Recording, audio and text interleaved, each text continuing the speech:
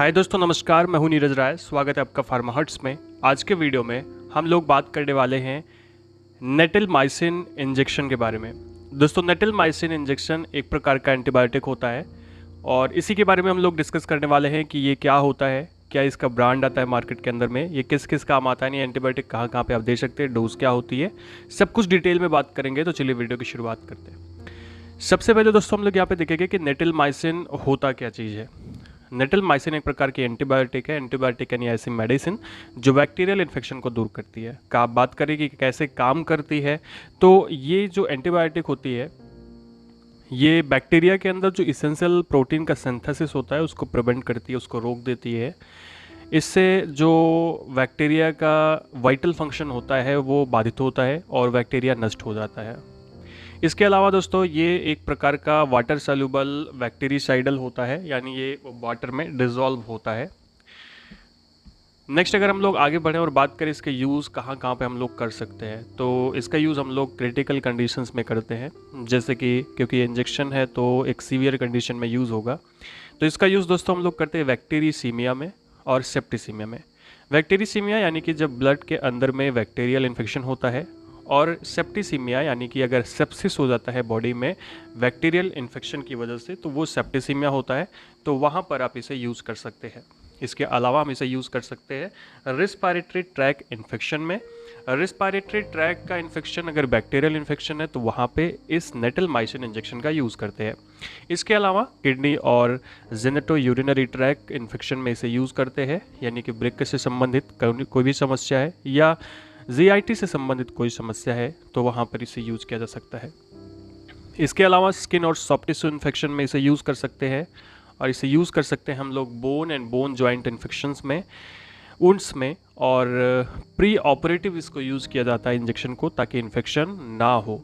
इसके अलावा इसे यूज़ करते हैं हम लोग इंट्रा एब्डोमिनल इन्फेक्शन में, और साथ में गैस्ट्रो इंटेस्टाइनल ट्रैक इन्फेक्शन में इसे यूज़ किया जा सकता है। यानी पेट से संबंधित अगर कोई बैक्टीरियल इन्फेक्शन है तो वहाँ पे यूज़ कर सकते हैं। इसके अलावा इसको जो सबसे ज़्यादा यूज़ किया जाता है वो हम इसे यूज़ कर सकते हैं माइक्रो ऑर्गेनिज्म, अगर रेजिस्टेंट कोई भी माइक्रो ऑर्गेनिज्म है जो कुछ एंटीबायोटिक के प्रति रेजिस्टेंस उसमें है और वो इन्फेक्शन काज करता है। जैसे कैनामाइसिन के प्रति अगर कोई बैक्टीरिया है वो रेजिस्ट हो गया है तो वहाँ पर इसे यूज़ कर सकते हैं। जेंटामाइसिन, टोब्रामाइसिन, सिसोमाइसिन और एमिकासिन, इन सब एंटीबायोटिक के प्रति अगर कोई भी बैक्टीरिया माइक्रो ऑर्गेनिज्म रेसिस्ट है तो वहाँ पर आप नेटिलमाइसिन यूज़ कर सकते हैं उसको ठीक करने के लिए।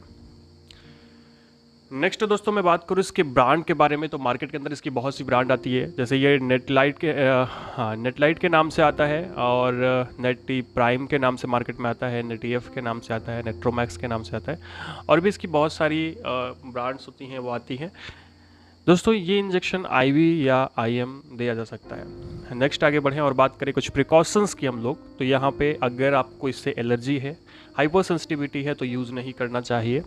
इसका यूज़ हम लोग न्यूरोटॉक्सिसिटी और नेफ्रोटॉक्सिसिटी में नहीं करते हैं, इस बात का हमें ध्यान रखना होता है। इसके अलावा बच्चों में, प्रेगनेंसी में, लैक्टेशन के टाइम पे, बूढ़ों में इसे कुछ प्रिकॉशंस के साथ में यूज़ करें। बिना डॉक्टर की सलाह के आप ये मेडिसिन यूज़ बिल्कुल भी ना करें। आपकी उम्र कुछ भी हो, आपको कोई भी बीमारी हो, बिना डॉक्टर को दिखाए, बिना डॉक्टर की सलाह के लिए आप अपने मन से कोई भी इंजेक्शन, कोई भी टैबलेट जो एलोपैथिक है उसे यूज़ ना करें। साइड इफ़ेक्ट की बात करें दोस्तों, तो अगर आप इसे परमानेंट लेते हैं तो आपको ओटोटॉक्सिसिटी देखने को मिलती है, कान में समस्या हो सकती है, इंजेक्शन साइट पे पेन देखने को मिलता है। इसके अलावा हेडेक की समस्या हो सकती है, सर दर्द कर सकता है, आपको देखने में समस्या आ सकती है, विजुअल डिस्टर्बेंस हो सकता है, डिसओरिएंटेशन महसूस होता है पेशेंट को, यानी कि पेशेंट को कन्फ्यूज़न होता है टाइम को लेकर के, उसका दिमाग सही से काम नहीं करता है।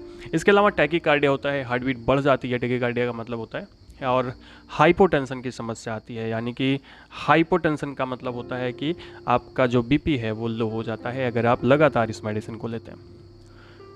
लास्ट और सबसे इम्पोर्टेंट चीज़ दोस्तों, डोज़ क्या देते हैं इसकी। तो इसकी जो हम डोज़ देते हैं एडल्ट के अंदर में 4 से 6 मिलीग्राम पर केजी पर डे के हिसाब से, मतलब ये बॉडी वेट के हिसाब से हम लोग देते हैं।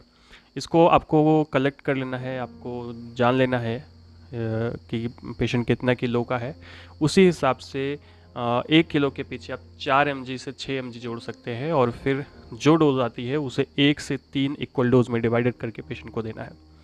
ठीक है। 3 भाग उसका करके आराम से उतना ही दें पेशेंट को, उतने ml जितना बताया गया है।